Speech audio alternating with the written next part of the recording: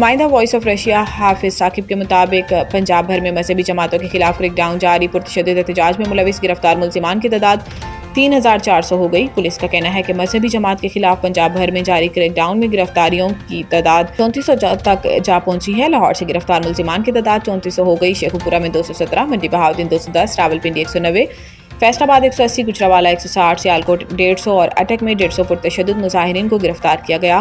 ان ملزمان کے خلاف پنجاب بھر کے تھانوں میں 76 مقدمات درج کیے گئے۔ سب سے زیادہ 39 مقدمات لاہور میں درج ہوئے۔ مظاہرین کے حملوں سے 250 پولیس افسران اور اہلکار زخمی ہوئے۔